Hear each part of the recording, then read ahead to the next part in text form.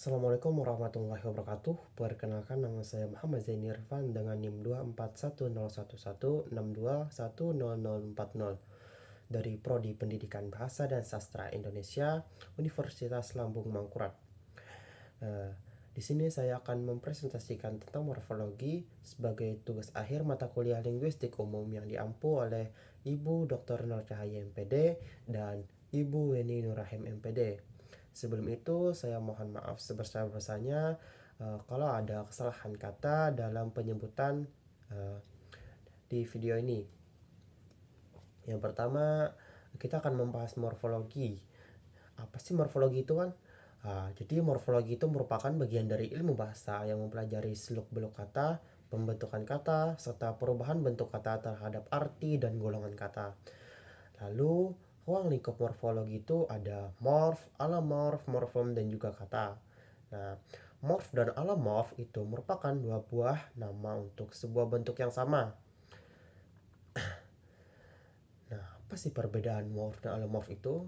Nah, jadi morf itu adalah satuan gramatikal terkecil yang belum diketahui statusnya dalam keanggotaannya terhadap suatu morfem. Nah, jadi morf itu juga tidak memiliki makna ya. Contohnya aja pada akhiran i dalam kata mencintai. Nah, akhiran i dalam kata mencintai itu tidak memiliki makna spesifik atau makna yang langsung. Lalu ada alomorf. Nah, alomorf ini apa sih? Alomorf ini adalah bagian dari morfem yang sudah jelas kedudukannya dan memiliki makna. Alomorf juga memiliki arti anggota dari suatu morfem yang wujudnya berbeda, tetapi memiliki fungsi dan makna yang sama. Nah, contohnya ya, contohnya itu ada variasi imbuhan. Nah, ada pada variasi imbuhan, contohnya ada variasi imbuhan me, seperti men, mem, meng, menge, dan men. Nah, variasi imbuhan ini disebut alomorf. Lalu ada morfem. Nah, kita akan langsung ke morfem. Morfem merupakan unit terkecil dalam bahasa yang memiliki makna. Klasifikasi morfem itu ada 6. Yang pertama ada morfem bebas dan terikat, morfem utuh dan morfem terbagi, morfem segmental dan suprasegmental, morfem beralamat zero, morfem bermakna leksikal dan tidak bermakna leksikal, dan morfem dasar, base, root, dan stem. Nah, jadi keenam morfem ini akan dijelaskan lebih spesifik pada kelas-kelas berikutnya. Lalu ada kata. Nah, kata merupakan unit terbesar dalam kajian morfologi yang memiliki arti. Nah, kok sama sih? Jadi apa perbedaannya dengan morfem? Nah, jadi perbedaan kata dengan morfem itu terletak pada pemenggalatnya. Gimana sih aku jelaskannya? Perbedaan kata dengan morfem itu, jadi kata itu belum tentu morfem. Nah, tapi morfem lengkap itu sudah pasti kata. Langsung ke contohnya aja. Nah, contohnya pada kata kesatuan. Nah, kesatuan itu kan adalah sebuah kata. Nah, tapi kesatuan itu bukanlah morfem. Morfemnya terletak di mana? Jadi morfemnya itu terletak ada pembagiannya. Ada ke dan an sebagai imbuhan kan, imbuhan awalan dan imbuhan akhiran itu sebagai morfem terikat, dan satu sebagai kata dasar itu sebagai morfem bebas dan juga termasuk dalam kata. Jadi kata itu juga termasuk dalam morfem bebas. Semoga bisa paham ya. Selanjutnya kita menjelaskan proses morfologi. Nah, proses morfologi ini ada terbagi menjadi 4. Yang pertama dulu ya, yaitu afiksasi atau pengimbuhan. Nah, dalam pengimbuhan ini pasti kalian sudah belajar dari SD. Ya, yaitu awalan, akhiran, sisipan, dan gabungan awalan dan akhiran. Tapi di sini kita menyebutnya beda lagi. Yang pertama tuh ada prefix sebagai awalan, sufiks sebagai akhiran, infiks sebagai sisipan, dan konfiks sebagai gabungan awalan dan akhiran. Lalu ada klasifikasi kedua yaitu reduplikasi atau pengulangan.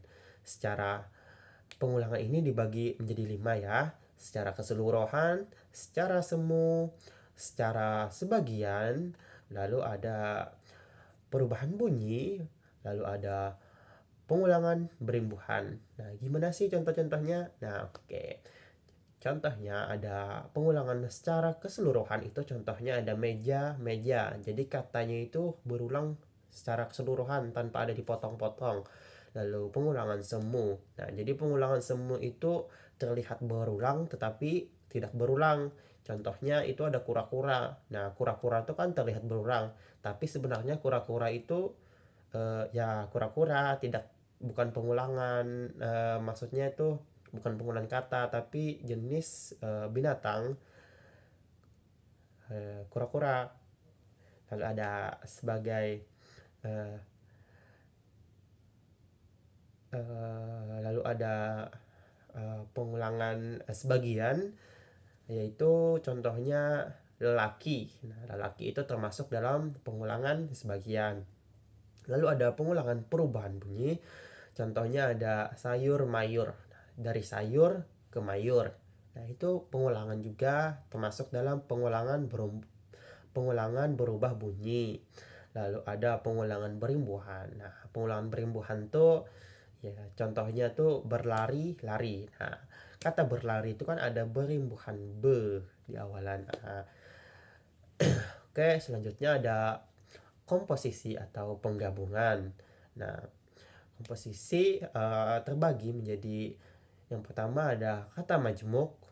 Eh, Kata majmuk ini berumuskan A tambah B sama dengan AB. Lalu ada yang kedua kata idiom yang berumuskan A tambah B sama dengan C. Nah, gimana sih contohnya?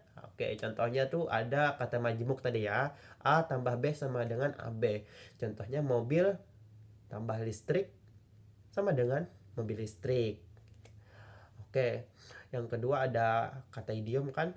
Contohnya tuh A tambah B sama dengan C. Contohnya panjang tambah tangan sama dengan pencuri.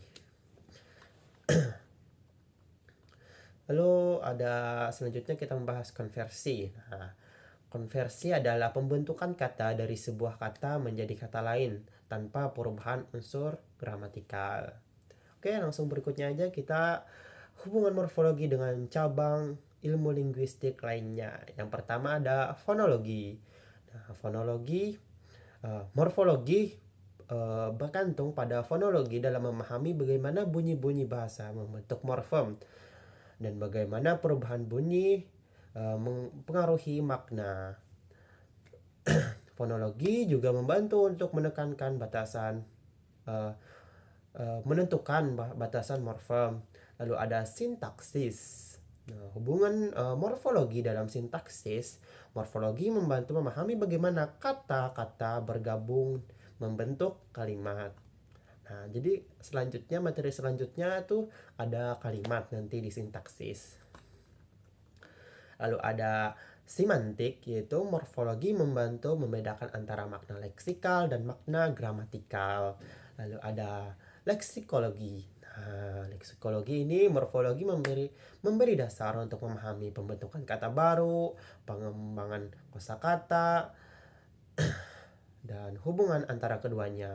Terlihat dalam cara morfologi mempengaruhi pengembangan dan variasi kosakata. Oke, itu saja mungkin yang dapat saya sampaikan.